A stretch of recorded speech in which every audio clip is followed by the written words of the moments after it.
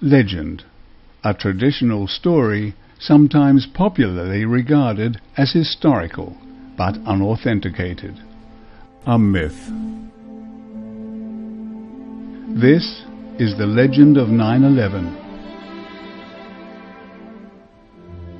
It is 13 years since that bright, late summer morning when 4 murder weapons took off. But from where? 2 of those murder weapons, both resembling Boeing 767 passenger planes, headed for New York, where they crashed into the Twin Towers of the World Trade Center. But we know as much about those murder weapons today as we did when they took to the skies on that dreadful September morning. 13 years on, and we still know nothing about the 9/11 planes. The third murder weapon, we were told, headed towards Washington, where it is said to have crashed into one of the most secure buildings in the world, the Pentagon.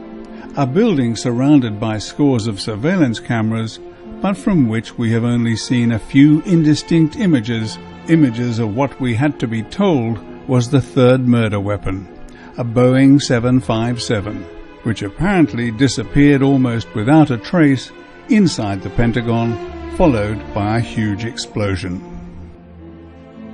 Of murder weapon number 4, the last to come down, we know as much as we do about murder weapons 1, 2, and 3. Nothing. Yet the scenario for an Academy Award-winning film was pieced together using a transcript from the alleged cockpit voice recorder from UA-93, and from air-to-ground cell phone calls which many experts do not think could have been connected, a position with which the FBI is now largely in agreement.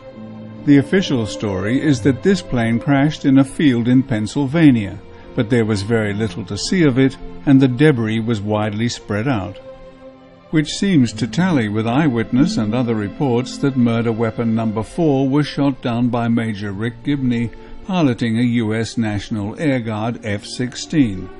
But these stories soon disappeared from the mainstream media. It was alleged that 2 United Airlines planes and 2 American Airlines planes killed almost 3,000 people on September the 11th, 2001. But someone decided that these murder weapons did not need to be positively identified. Could it be that someone knew that the parts would not match those of the planes that were allegedly hijacked? Perhaps the most blatant instance of the suppression of important evidence is the fact that what was almost certainly the core of the right engine of the plane that hit the South Tower was buried in a landfill on Staten Island, over a year before the Commission began its deliberations. Since then, independent researchers have determined that this engine core almost certainly did not come from a United Airlines Boeing 767. This research seems to indicate that this component, called a high-pressure turbine cooling duct, is from a Pratt & Whitney JT9D7 series engine as used on the Boeing 747, whereas this is the HPT cooling duct for the JT9D-7R4D series of engines, which are used by United Airlines on all of their Boeing 767s. But the engine found in Murray Street had this kind of cooling duct, so could not have come from a United Airlines Boeing 767. So if the South Tower plane was not UA-175, what was it? Whatever it was, I am certain that someone was waiting for it. While most cameras were pointed at the burning North Tower, someone had found these chimneys and selected a position so that a camera could be lined up to point at the sky above the Statue of Liberty. The camera position was a rooftop with limited access.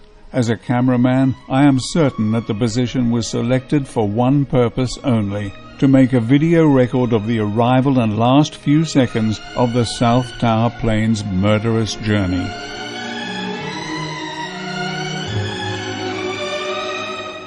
CBS, other US channels, and the BBC showed the video either on September the 11th or soon after, but whoever shot it remains anonymous. How could the 9/11 Commission's investigators not have looked into this clear case of foreknowledge?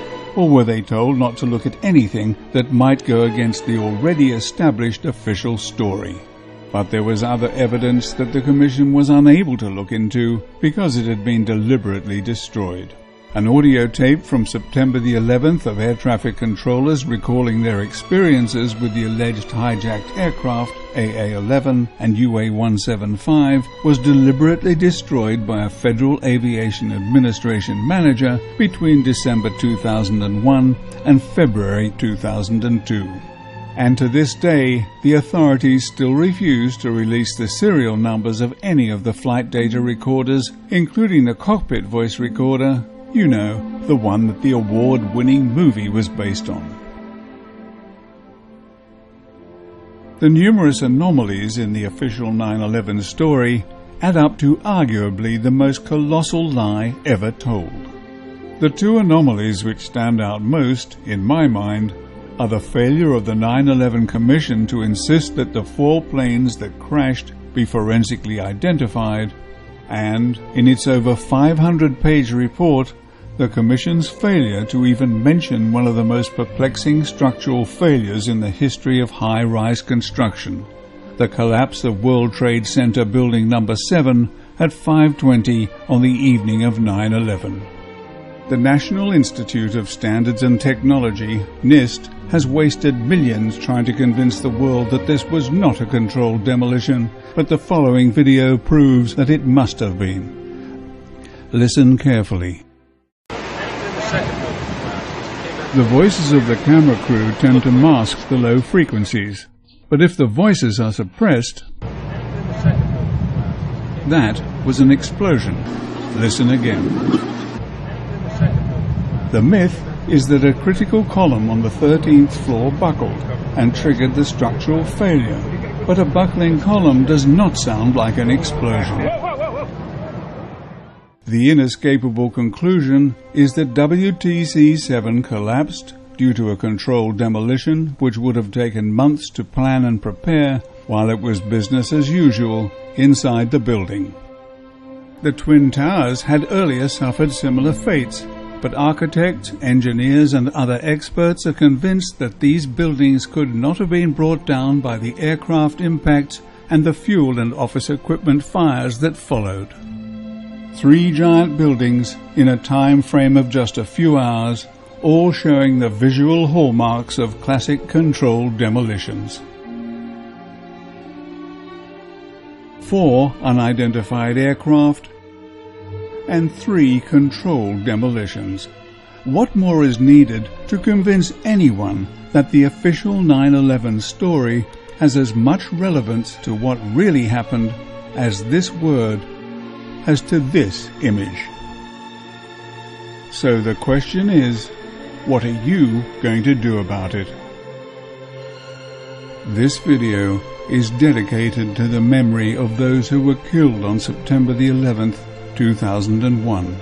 It is dedicated to those who have suffered and died since because of the immorality of the perpetrators of this terrible crime. It is dedicated to the innocent men, women and children of Afghanistan and Iraq who suffered and died in the name of abject greed, and to those they left behind. May some of them at least see justice done in their lifetimes.